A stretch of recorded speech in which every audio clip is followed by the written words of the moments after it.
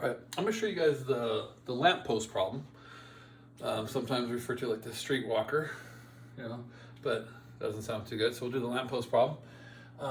We have a 6 foot tall person, and they're walking directly away from this light.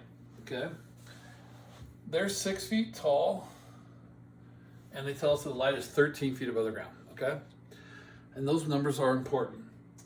The person is walking away at 3 feet per second. So tell us the speed of this guy. So we're walking away here. We're covering this distance. So we're going to label that 3 feet per second, okay? Because that's X. They said walking away from light, so we're covering that distance. We'll call it X. So dx/dt is 3. It's a positive 3 because we're walking away from light, increasing distance. All right, now the question, how fast, at what rate is the length of the shadow changing? Well, where's the shadow? Well, when you have a light source that shines, you're blocking the light, so it creates a shadow, right? You always have somebody who's lost and they'll put the shadow on the wrong side of the person, but this is your shadow. So I'm gonna highlight that there. There's our shadow. So we're gonna label that as, we'll call it Y, okay? And they wanna know how fast that's changing, so they're looking for dy/dt. They didn't give us very much information, but by drawing the picture out, I can see some things happening. So when I first did this problem, I was like, all right, what's the obvious equation? There wasn't an obvious one at first until I drew it out, and I went, oh, okay, it's just going to be similar triangles. So remember, we used similar triangles when we did the cone. We're going to use similar triangles here, and we're going to also use it on the trough later when we do the trough problem. So if you see the similar triangles, because triangles are similar, then their sides, remember, are proportional. So we got to write a proportion based on these sides. So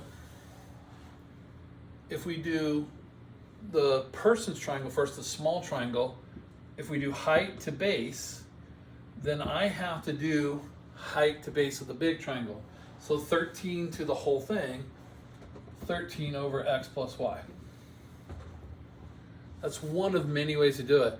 Some people go 13 to 6, height to height, then base to base. You'll get the same answer, it doesn't matter. All right? Now, what does x plus y represent? Okay, so x is the man walking. Y is shadow. X plus y is tip, the tip of shadow. So what happens is when I start and I'm standing next to the light source, my shadow is right underneath my feet because the light source is straight above me, kind of like at noon, at 12 o'clock, the sun's straight up, and that's why there's really not much shadow there. As you start to walk, the tip of the shadow and the whole shadow moves along. The tip of the shadow takes off, and you can't catch it. It's the fastest moving thing. So the tip of the shadow, this little thing, starts here, and it covers that whole distance. That's why it's x plus y. All right? The length of the shadow is constantly gaining and losing distance. Like if I were to walk a step, I lose this shadow, but I gain more this side. It's gaining because the further you get from the light source, the bigger the angle is, which creates more shadow. That's why when the sun starts to go down, and then it gets at 5 o'clock, you'll have longer shadows because you have a steeper angle.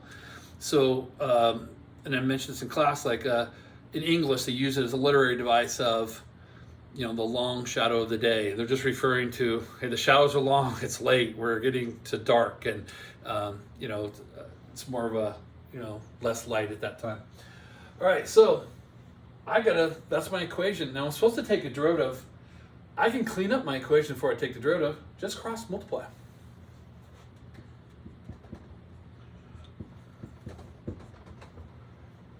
And then subtract the 6y over. And I get that equation. Now the first time I did it, I was like, that's my equation? Really nothing to it. So I could solve for y, I could solve for x, or just take the derivative right now. I'll just take the derivative right now. 6 dx dt equals 7 dy dt. So 6 dx dt equals 7. Oh, okay, just simple derivative. Well, now let's plug in. The XDT I know is 3.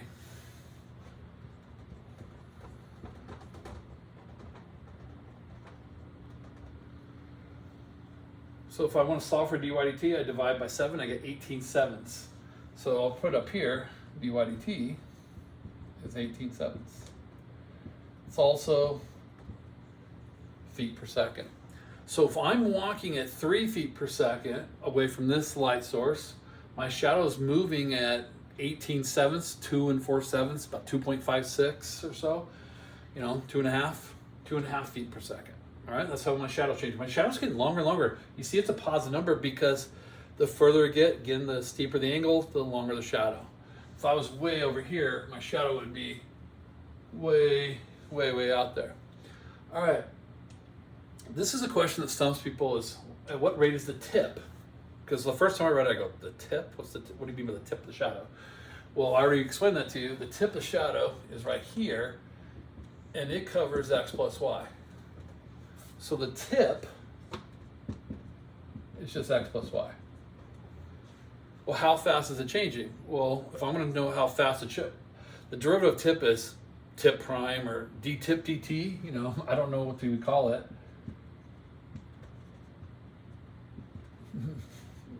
Just the derivative of the tip. So d tip dt equals dx dt plus dy dt. So the tip is just the speed of x plus speed of y. So 3 plus 18/7.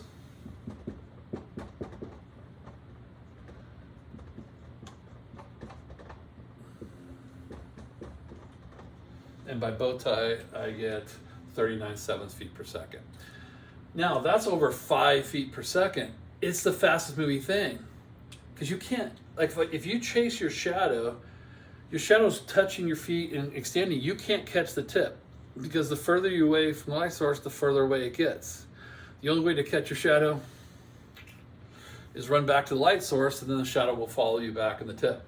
But the tip of the shadow it's being pushed by your speed and the shadow speed, and it's just pushing out. It's those two added together. That's why it's so fast. So that's how you find the tip of the shadow. Okay?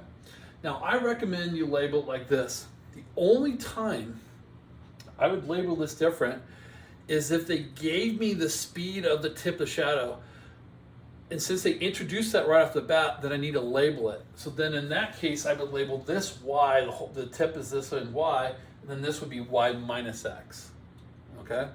That's only if they gave me, here, the tip of the shadow is this. I've never seen anybody give that as the information, but that's what you would do, all right? So they'll either give you the speed of the shadow or the speed of the person typically, and it doesn't matter. Okay, I finished it.